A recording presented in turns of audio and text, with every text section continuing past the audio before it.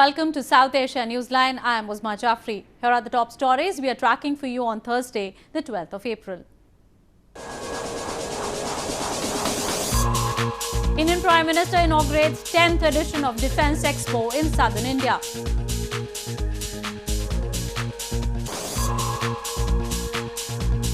Afghan district governor among dozens killed in Taliban attack.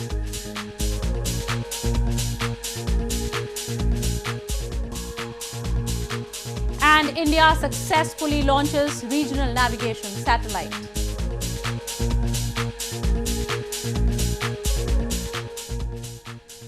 And now for all the details.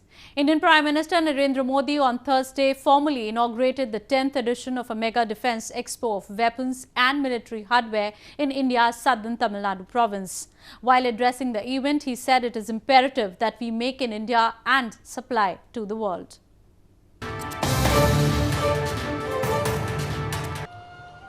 Indian Prime Minister Narendra Modi on Thursday asserted that the days of policy paralysis in defence are over, and the government will ensure defence requirements are met not only for the present but for the future too. The Prime Minister made the comments after inaugurating the 10th Defence Expo, a biennial exhibition of weapons and military hardware in India's southern Tamil Nadu province.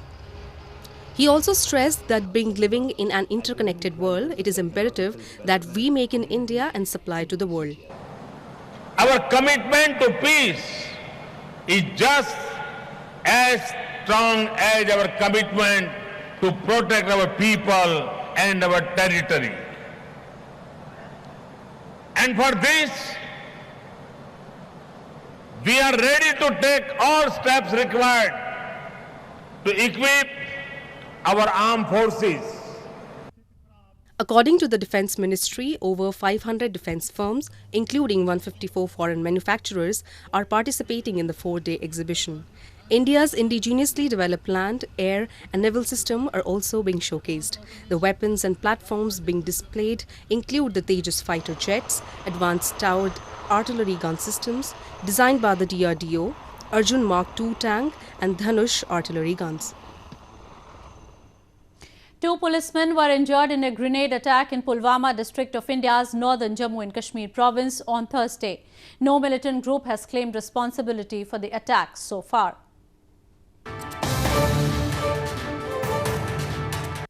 Two policemen were injured as militants lobbed a grenade at a police station in Pulwama district of India's Jammu and Kashmir province on Thursday. A police station in Pulwama district was reportedly attacked in the morning, which gave splinter injuries to the policemen who were then rushed to hospital for treatment. The area was cordoned off soon after and a search operation was underway to nab the militants till the last reports came in. No militant outfit has claimed responsibility for the attack so far. The attack comes amid a series of counter-insurgency operations by the local police and security forces over the past few weeks, which have resulted in the killings of militants in subsequent clashes. India accuses Pakistan of training and arming militants and helping them infiltrate across the border. Pakistan denies the allegations. Moving on. Annexed by Pakistan illegally more than 6 decades ago, Gilgit-Baltistan still suffers the pain. Locals allege due to government's negligence, the illegally occupied region lacks medical as well as educational facilities. Absence of proper medical and education facilities in Gilgit-Baltistan has remained a matter of grave concern for the locals in the illegally occupied region. For almost 6 decades, their rights in the region have been suppressed and their basic needs neglected. Residents hold the puppet administration under Islamabad's control accountable for the poor situation. लेकिन हम अपने resources के ऊपर हमारा कोई कब्जा है, न हमें अपने रिसोर्सेज को यूटिलाइज करने दिया जा रहा है और यहाँ तो बैरूनी वो ताकतें जो हैं यहाँ पर हमारे रिसोर्सेज को लूट मार करनी है। हमारे आईनी हुकूक के न होने का यही तो सबसे बड़ा नुकसान है। न हमारे पास मेडिकल की सही फैसिलिटीज़ हैं, ना हमारे पास जो है एजुकेशन की सही फैसिलिटीज है। Gilgit-Baltistan, a part of the erstwhile Jammu and Kashmir province of India, was annexed by Pakistan illegally more than 6 decades ago. People have been waiting for years for a better administration that could work for the region's development, but the pathetic attitude of the government has worsened the condition. In news from Afghanistan, Taliban militants overran a government headquarters in southeastern Afghanistan on Thursday, killing a district governor and more than 12 persons. The attack was the latest in a wave of violence in the country that has killed and wounded hundreds of civilians this year.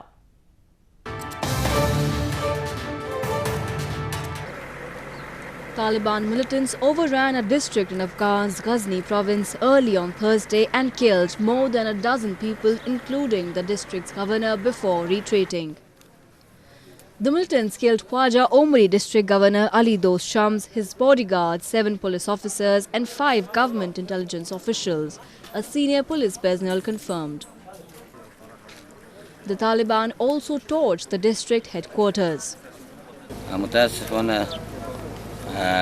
5 نفر از پرسنل امنیت ملی به شهادت رسیده. ولسوالی خواجه‌عمری به شهادت رسیده. تعداد 7 نفر پلیس ملی به شهادت رسیده. و خوشبختانه تعداد 45 الی 50 نفر دشمن تلف شده. Bodies wrapped in blankets were laid on the ground of the district compound by late Thursday morning. Taliban said in a statement 20 police officers were killed in the attack. Khwaja Omri is near the provincial capital, also called Ghazni, 95 miles southwest of the Afghan capital, Kabul. More on news from Afghanistan. Afghanistan's prized carpet industry has seen its sales drop by half in the last year as the country grapples with militant violence and tough competition with other countries. Weavers say growing violence is scaring away potential buyers for the product that already sells for around the average household's annual income.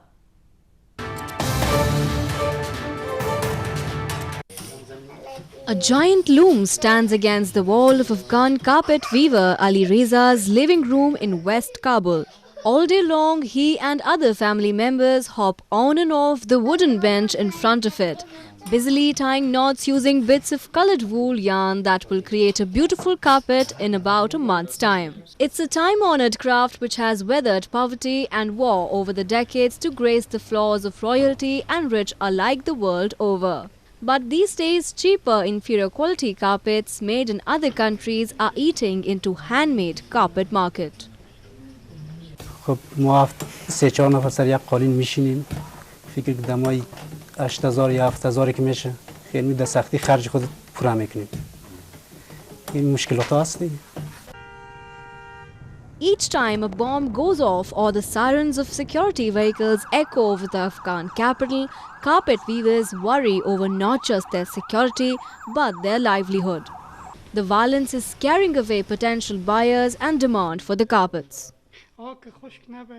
As you know, due to security problems in Afghanistan, the carpet buyers, which today are very rich people, they are not willing to come to Afghanistan to purchase our carpets. Annual carpet exports fell by half last year as traders struggled to reach high-paying buyers abroad. Afghanistan exported $38 million of hand-woven carpets in 2016-17.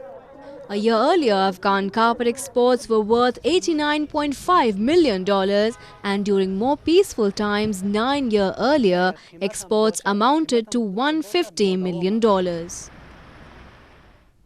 India's Space Research Organisation on Thursday successfully launched its 8th regional navigation satellite from a space centre in Sriharikota Island. The satellite is a part of the NAVIC navigation satellite constellation, which will help navigate the country's aerial and marine routes.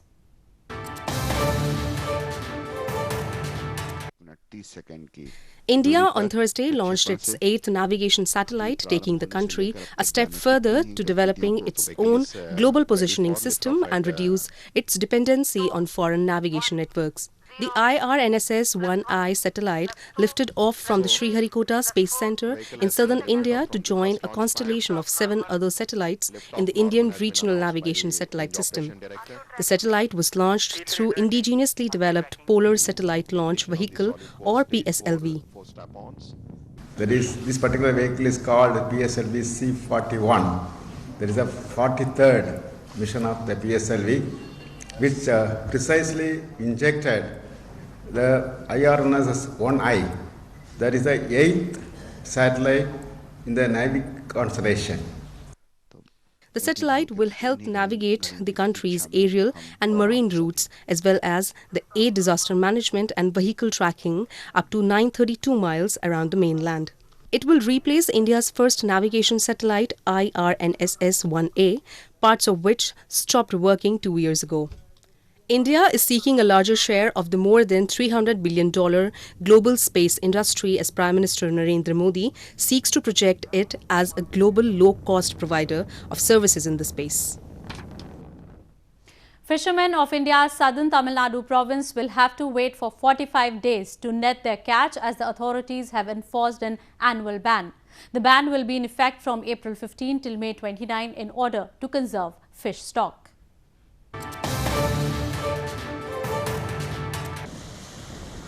Fishermen in India's southern Tamil Nadu province wait for a bumper catch after the end of the annual fishing ban that will be imposed from next week. Fishermen hope for a good catch after the lifting of the ban, as availability of prawn as well as other saltwater fishes would increase significantly after the breeding period ends.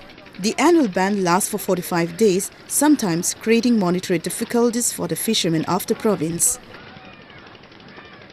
முடிஞ்சு நாங்கள் கடலுக்கு போகும்போது கடலில் மீன் இனப்பெருக்கம் கூடுதலாக இருக்கும், இறால் மீன் எல்லாமே கூடுதலாக கிடைக்கும். அது எங்களுக்கு ரொம்ப பயனுள்ள ஒரு தடைகாலமாக இருக்கும்.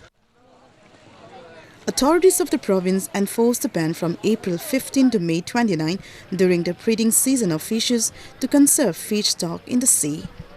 The government provides fishermen with an ex gratia amount of $63 to compensate for the fishing ban. A girl in India's western Pune city has wowed people with her hairdressing skills. 12-year-old Juhi Sapke has been practicing hairstyling since the age of 8 and is now trained to practice the art. The young hairdresser's talent is being appreciated all across the country.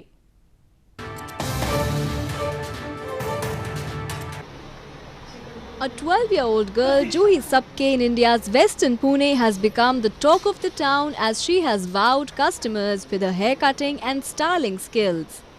Juhi was 8 years old when she started learning hairstyling after getting inspired from her mother. She undertook training in her father's salon and started practicing at the age of just 10. जब मैंने बाकी सबको यह करते हुए देखा तो मुझे ऐसा लगा मैं भी करूं, इसीलिए, और मेरी मॉम भी करती है, फिर वो सबको सिखाती भी है, इसीलिए मुझे करना पसंद था, तब से मैंने ये करना शुरू. Juhi now has several clients. She has styled models for fashion shows and has been featured in many magazines for her talent. जूही बहुत छोटी थी तो पहले थोड़ा टेंशन था, but she done really very good job. Like tongs करना easy बात होती नहीं है, तो उसने बहुत अच्छे से किया, और application using properly all this things and stuff बहुत अच्छे से किया उसने. All India Hair and Beauty Association, also known as AIHBA, has submitted an application to the Limca Book of World Records and nominated Juhi for the award of the youngest hairstylist in India. Well, that's all we have for you from South Asia this evening. Now our viewers can watch the show on southasianewsline.com. You can also visit us on facebook.com/SAsiaNewsline and follow us on Twitter @SAsiaNewsline. That's all in tonight's edition. We will see you same time tomorrow. Good night.